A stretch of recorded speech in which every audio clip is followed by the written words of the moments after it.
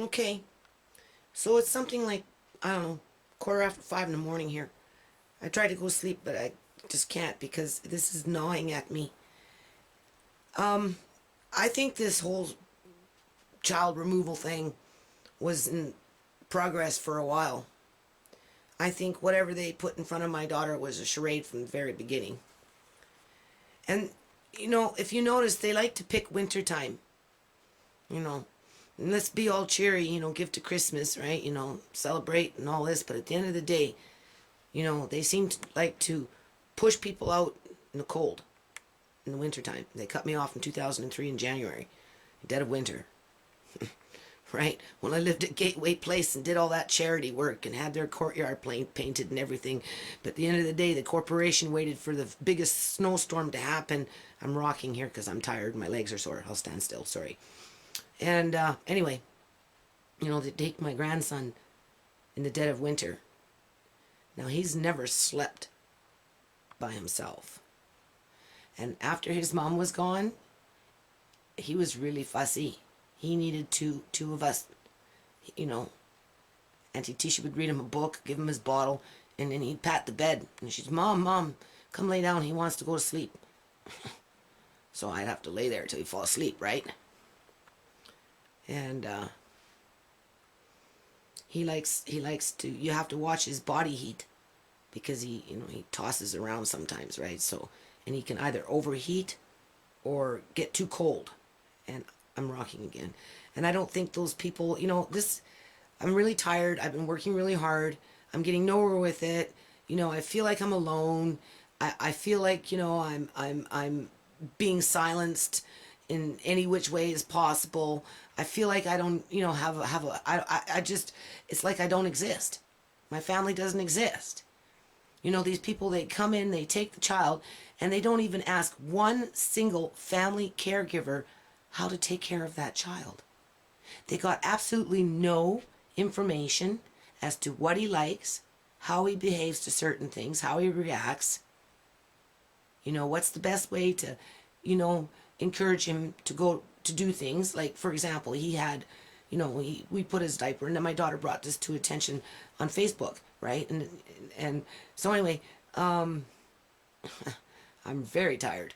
So, we put his diaper on, we put him in bed. In the morning, he'd wake up, hadn't used his diaper, rush him off to the toilet, and he'd pee a full bladder. Do these people know that? Or is he forced to pee in his diaper because, the other woman's too busy looking after her little girl? Because they're the same age. And we already know that my child is the monkey. So that gets less attention than the biological child. My child is just a tool.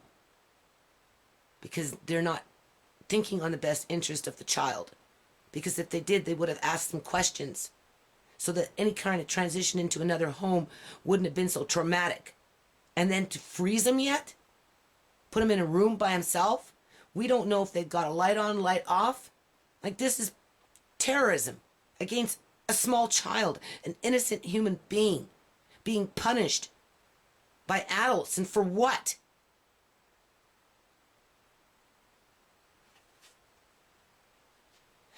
I have 5 kids. I washed my diapers by hand. It was 12 years of diaper washing between all 5 kids. I breastfed all my kids. It turns out to something like 7.5 years of breastfeeding, almost 8 years of breastfeeding my kids. Some were 6 months, some were 1 month, or one was 6 months, one was 15 months, one was a year. The other one was 2 and a bit. And then my youngest was 2.5. You add that all up, it turns out to something like 7.5 years of breastfeeding. 12 years of washing diapers. And out of all those 5 kids, they all slept in my bed until, my most independent one was my oldest. He wanted his own bed and be in his own room, so at 2 years old, he was quite comfortable to be there. But the rest of them, they like to hang out in my bed on their side. And then I try and put them into a bunk bed in my room, and then I try and move them into their own room. And then when I did finally get them into their own room, they all started moving back in, and I'm saying, get off, pushing them onto the floor, right? And finally I had to bring the bunk bed back into my room, until they were finally ready to leave. And now I can't provide them enough room. They all want their own room now. You can't even put them together anymore, with or without me. So, this is a natural, it's like, how animals nurture their young. This is how you nurture your young. These people, they're not nurturing, they're torturing. They took a child, ripped him out of his bed, and put him on a concrete slab. And turned off the light and closed the door. And said, well, we'll see you in the morning because it's time to grow up. We're going to rear you right.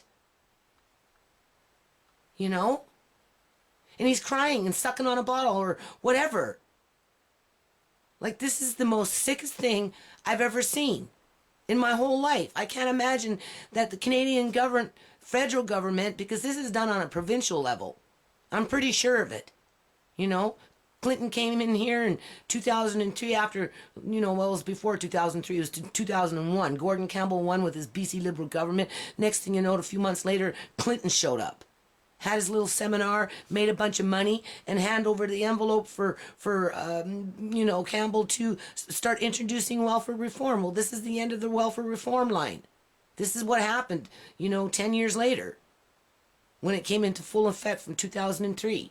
After he got all the legislated freaking paperwork in order.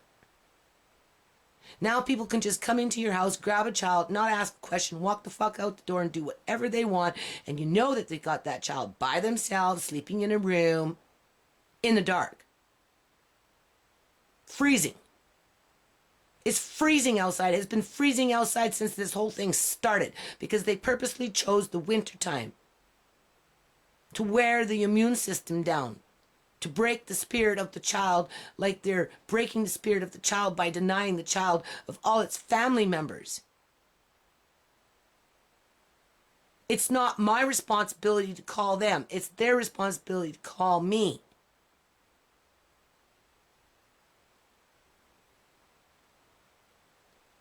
No paperwork. They have it all. If I'm a criminal, lock me up. But don't use my grandchild to punish, to teach the other people around you that they better not rock the boat. These people are destroying the inner core of my grandbaby for some sick reason. The ministry of hell. That's what this ministry should be called.